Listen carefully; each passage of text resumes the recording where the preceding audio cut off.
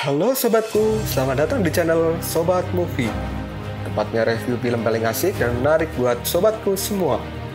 Yang baru gabung, silahkan klik tombol subscribe ya dan nyalakan loncengnya, supaya kalian tidak ketinggalan film-film seru yang Mimin upload. Oke, gak usah berlama-lama lagi, langsung aja kita ke reviewnya. Gasken sob.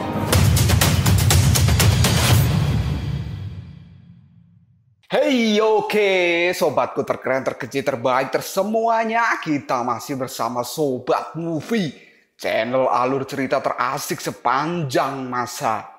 Oke, kita lanjut bahas chapter 76.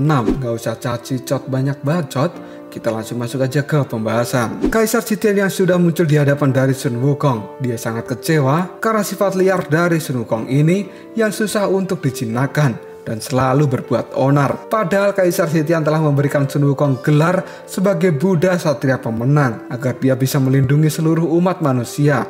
Namun hal itu telah disia-siakan oleh Sun Wukong. Dan kali ini Kaisar Sitian tidak akan mentoleransi tindakan dari Sun Wukong. Jenderal Surga Barat kini telah muncul dan akan membunuh Sun Wukong agar Kaisar Sitian tidak perlu mengotori tangannya. Sang Jenderal Surga Utara, dia pun hanya diam saja, dan para jinggang serta pasukan Zirah Emas pun kaget karena Sitian dan para dewa besar lainnya telah muncul hanya untuk menangkap Sun Wukong.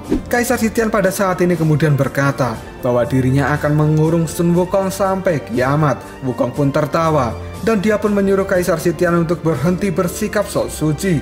Karena itu membuat Sun Wukong menjadi jijik dengan dirinya. Wukong kemudian melompat dan menantang Kaisar Sitian untuk melakukan duel. Tiba-tiba saja Jenderal Surga Selatan pun maju. Dia mengatakan bahwa Sun Wukong adalah orang yang bodoh dan tidak pantas bertarung dengan Kaisar Sitian. Dan saat ini, Sang Jenderal Surga Selatan atau yang dipanggil dengan nama Virupaka akan melayani tantangan dari Sun Wukong untuk menggantikan Kaisar Sitian. Jenderal Surga Selatan kemudian mengeluarkan harta surgawi miliknya dan akan mencoba melawan Sun Wukong menggunakan harta baru dari dalam peti surgawi ini. Sang Jenderal Surga Selatan kemudian memilih salah satu harta. Setelah mendapatkannya, dia pun melempar harta itu ke arah Sun Wukong. Kumbang Sutra Baja pun muncul dari harta itu dan menyerbu Sun Wukong. Hal ini membuat Sun Wukong menjadi waspada. Tiba-tiba saja tubuh dari Sun Wukong terkena jaring Kumbang Sutra Baja. Dan kini sang kumbang terus berterbangan dan melilit tubuh dari Sun Wukong dengan jaring sutra yang lebih banyak. Sun Wukong pun merasa tubuhnya sekarang sangat kesulitan untuk bergerak. Virupaka kemudian tersenyum dan mengatakan bahwa jaring sutra ini lebih kuat dari sebilah pedang. Semakin Sun Wukong memberontak, maka jaringnya akan semakin rapat. Dan sekarang Jenderal Surga Selatan menyuruh Sun Wukong untuk menyerah saja. Dan tiba-tiba Sun Wukong merubah diri menjadi bentuk manusianya. Dia pun dengan mudah meloloskan diri dari jaring sutra baja ini. Hal ini membuat Virupaka menjadi terkejut. Kemudian Sun Wukong pun tersenyum pada Virupaka dengan senyum penuh ejekan. Dan kini Kumbang Sutra Baja milik Jenderal Surga Selatan dibantai habis-habisan oleh Sun Wukong menggunakan tongkat Ruyi. Kumbang Sutra Baja itu pun hancur lebur. Virupaka kemudian marah pada Sun Wukong karena harta miliknya telah dihancurkan begitu saja. Dia pun mengatakan akan menguliti dan merebus Sun Wukong. Sun Wukong pun berkata bahwa dia tidak takut sama sekali. Dan sekarang Sun Wukong pun berteriak, karena semua dewa sudah berkumpul di tempat ini, maka aku akan mengumumkan sesuatu. Sun Wukong mengatakan bahwa pada saat ini semua orang telah salah karena menuduh satu sama lain sebagai arwah jahat. Padahal pemimpin dari arwah jahat itu sendiri yang sebenarnya adalah Kaisar Sitian. Wukong juga berkata, dia sebenarnya tidak mau ikut campur, tapi karena dia diperintah oleh Dewa Rulai atau Tathagata, makanya dia pun datang ke tempat ini. Para dewa kini menjadi terkejut dengan apa yang dikatakan oleh Sun Wukong. Mereka juga menyebut Sun Wukong saat ini sedang beromong kosong dan dia sedang berbicara ngawur. Sasin Guanyin tiba-tiba muncul di belakang dari Sun Wukong. Dia kemudian mengatakan bahwa tindakan dari Sun Wukong ini telah melewati batas. Sun Wukong pun menjadi kaget karena dewa yang paling dia benci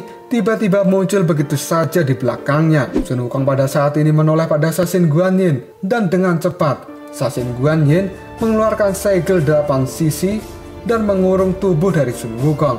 Sun Wukong terlihat sangat ketakutan.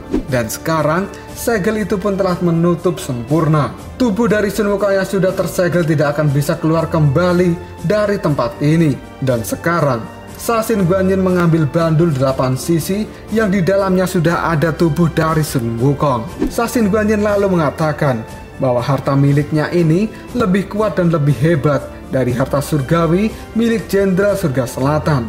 Dan Sun Wukong tidak akan pernah bisa keluar dari tempat ini. Jenderal Surga Selatan pun menaruh pandangan sinis ke arah Sasin Guanyin. Para jinggang pun kaget karena Sasin Guanyin bisa menangkap Sun Wukong dengan mudah. Bahkan sekarang, Kaisar Sitian bangga dengan kinerja dari Sasin Guanyin ini. Sasin Guanyin kemudian berjalan menuju ke arah Kaisar Sitian. Di saat Sasin sudah berada di hadapan Sitian, Sitian pun mengatakan bahwa kerja dari Sasin Guanyin ini sangat bagus. Sasin Guanyin lalu meminta maaf karena dia telah datang terlambat. Sasin mengatakan bahwa dirinya harus menunggu waktu yang tepat dan mencari celah agar bisa langsung menangkap Sun Wukong dengan bandul 8 sisi miliknya. Walaupun Sasin Guanyin terlambat, Sitian masih sangat bangga dan dia saat ini meminta Sun Wukong diserahkan pada dirinya. Sasin Guanyin pun terlihat sangat berat hati, tapi dia juga tidak bisa menolak perintah dari Sitian. Kemudian, Sasin Guanyin melempar bandul 8 sisi ini pada Kaisar Sitian. Wajah dari Sitian terlihat senang, karena sekarang Sun Wukong sudah ada di genggaman tangannya. Sasin kemudian mengatakan bahwa kekacauan Sun Wukong kali ini cukup parah.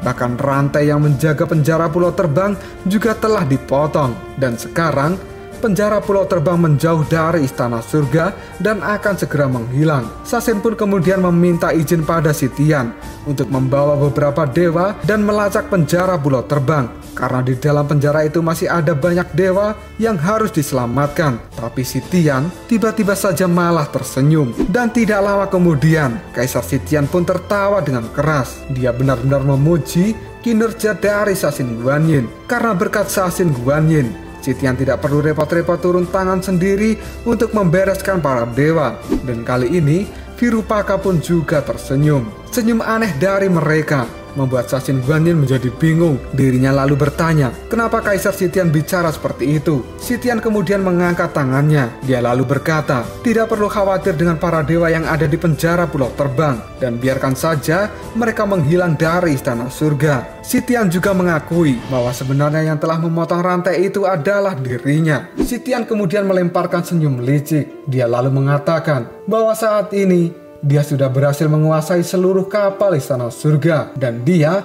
akan melakukan aksi selanjutnya. Semua jinggang kini heran kenapa banyak kapal terbang yang datang ke tempat ini. Padahal pertarungan sudah selesai. Mereka juga bingung. Sebenarnya kapal-kapal ini di bawah kendali dari siapa? Karena kapal terbang yang datang tidak membawa sebuah bendera. Seluruh dewa pun memandangi kapal yang telah muncul dalam jumlah yang banyak. Dan Jenderal Surga Barat juga merasa aneh dengan kapal terbang yang berdatangan ke tempat ini. Pandangan mata Sasin Guanyin tiba-tiba menjadi tajam karena dia melihat dewa kegelapan yang ada di kapal terbang yang datang. Kaisar Sitian kemudian berterima kasih atas semua tindakan dari Sasin Guanyin yang telah memperlancar kerjanya sekaligus menyingkirkan Sun Wukong. Dan sekarang Sitian mengumumkan kepada semua orang yang ada di tempat ini bahwa dia akan mengatur ulang seluruh Istana Surga dan akan memberhentikan tugas dari Sasin Guanyin saat ini. Sasin pun menjadi bingung dengan apa yang dikatakan oleh Sitian.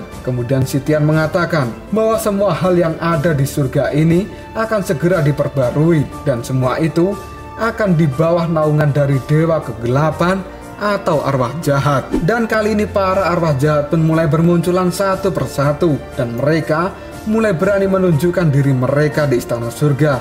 Hal ini membuat semua dewa menjadi kaget dan mulai waspada. Salah seorang arwah jahat pun kemudian mulai membuka jubahnya dan dia adalah Jenderal Bayangan Hitam atau Bintang Penyimpangan yang selanjutnya akan kita panggil sebagai Balmond. Dan setelah itu ada Raja Langit Bayangan Hitam yang dipanggil dengan Bintang Ganas. Selanjutnya juga ada pelindung dari Bayangan Hitam dan dia dipanggil dengan Bintang Kuat. Dan kemudian ada seorang wanita yang juga Raja Langit Bayangan Hitam. Dia dipanggil dengan sebutan Bintang Gila. Jenderal Barat kemudian berteriak keras dan mengutuk kemunculan dari arwah jahat di Istana Surga. Dan sekarang Para prajurit ini menjadi kaget karena arwah jahat ini sebagian besar adalah rekan mereka sesama prajurit. Jenderal Surga Barat pun kembali berteriak. Dia pun kali ini mengajak Faiz Ravana untuk melawan para arwah jahat. Tapi Faiz Ravana memberikan reaksi yang sangat mengejutkan karena dia tidak mau melakukan hal itu. Hal ini membuat Jenderal Surga Barat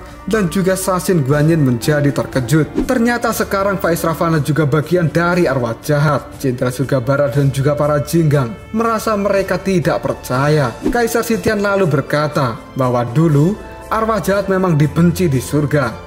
Tapi sekarang eranya sudah berubah dan para dewa bisa berubah keyakinan. Kaisar Sitian kini kembali membuat pengumuman dengan nama Kaisar Kegelapan. Dia akan membawa era kejayaan baru di surga ini. Hal ini membuat Sasin Guanyin makin tidak percaya dengan ulah dari Kaisar Sitian. Dan sekarang Jenderal Surga Selatan juga membuka kedoknya karena dia juga bagian dari Dewa Kegelapan yang menganggap bahwa kegelapan itu sangat indah dan murni. Kapal Istana Surga yang telah sepenuhnya berkumpul, mereka pun menyatakan diri bangga sebagai Dewa Kegelapan. Para dewa pun kini menjadi bingung dan bimbang. Mereka harus berpihak dan melindungi siapa? Karena raja mereka semua sudah menjadi Kaisar Kegelapan. Sitian lalu berkata bahwa mereka tidak perlu bingung karena di bawah kepemimpinannya sekarang surga akan menjadi lebih hebat. Kata-kata dari Kaisar Sitian ini juga membuat Jenderal Surga Barat menjadi bimbang. Kemudian Sitian mengatakan mereka semua tidak perlu melakukan perlawanan dan hanya tunduk saja agar tidak ada kematian yang sia-sia. Kemudian Sitian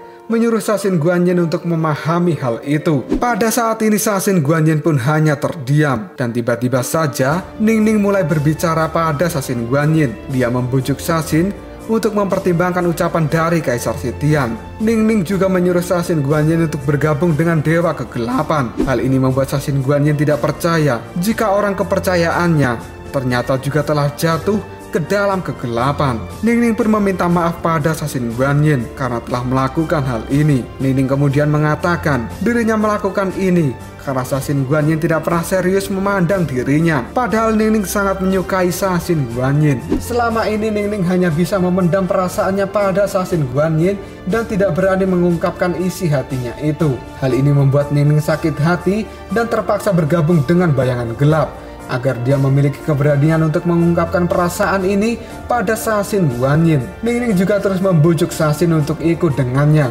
Dan sekarang Sasin pun meminta maaf karena dia tidak akan melakukan hal itu. Mendengar ucapan dari Sasin Guanyin, Ningning dan juga Kaisar Sitian merasa sangat kecewa. Dan kini Sasin Guanyin pun teringat dengan dugaan dari Gautama yang ternyata itu adalah benar. Tapi pada saat itu Sasin Guanyin tidak pernah mau mendengarkan apa yang dikatakan oleh Dewa Rulai atau Gautama ini. Hal ini membuat Sasin merasa bahwa dia selalu kalah langkah dari Gautama. Sasin kemudian mulai berbicara jika kewajiban seorang dewa adalah melindungi dunia agar bisa berjalan di jalur yang benar. Walaupun terkadang jalur itu selalu berubah. Bahkan menurut Sasin, langit pun kadang akan ditutupi oleh awan yang gelap, tapi sesuatu yang hitam tidak akan pernah menjadi putih. Dan ini adalah kepercayaan para dewa yang tidak akan pernah berubah. Menurut Sasin Guanyin, arwah jahat akan selamanya menjadi arwah jahat.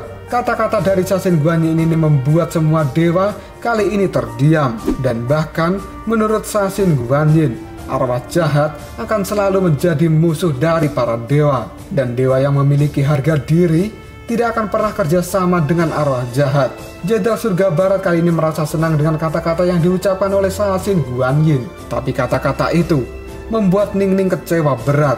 Kemudian Kaisar Sitian pun berteriak bahwa dia akan memusnahkan dewa yang tidak mau patuh dengan dirinya.